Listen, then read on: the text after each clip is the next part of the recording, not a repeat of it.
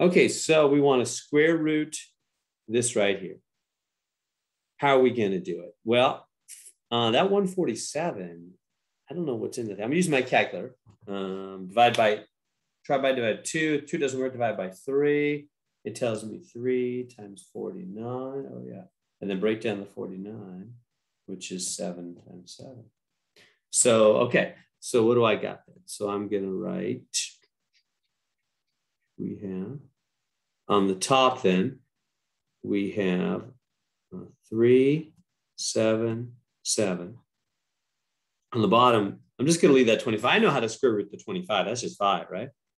And then of course, we have the y to. Now, what do we do with odd powers? Remember, we make it even and one more, like that. Okay? And then, remember what square roots do. For square roots, they are a 2 for 1 deal.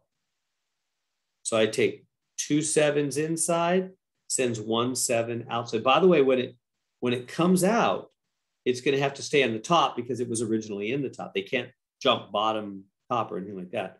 And on the bottom, square root of 25 is just a 5, right?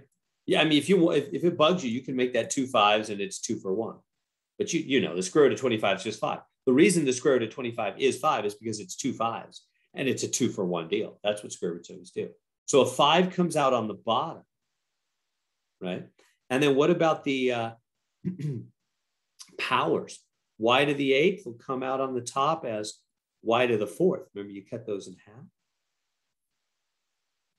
Powers divide by 2, because that's a 2 for 1 deal still, isn't it?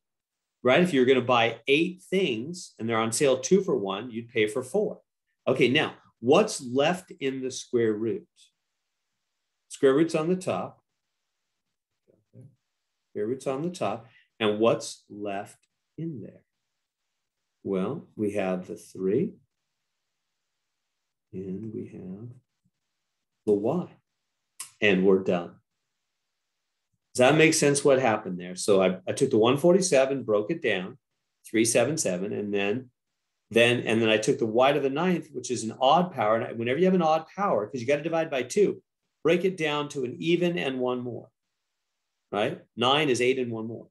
That way you can divide the 8 by 2, you divide the power by 2, y to the 4th comes out, that other y to the 1 has to stay in. The 2 7s come out on the top, square root of 25 comes out as a 5 on the bottom. All that's left inside is the 3 and the y. And they're in the top.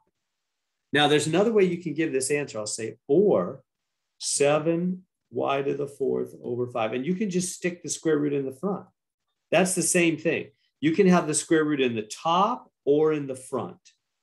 It's the same thing. Both are good answers. Remember, on the multiple choice exam, if you have your answer this way with the square root in the top and they have it in the front, don't think that's different. That's the same thing. How do you know? Well, because anything alone is really over 1, isn't it? It's the same thing as being over 1. It's the same as being in the top. Anytime you have anything alone, that's the same as being in the top because it's really over 1, right? Anything alone is really over 1 if you want to see it as a fraction. That doesn't change it. So it's the same as being in the top. So either way is good. You could give the answer like this, or you could give the answer like this. Both are the same. Both are valid. Both are good. There we go.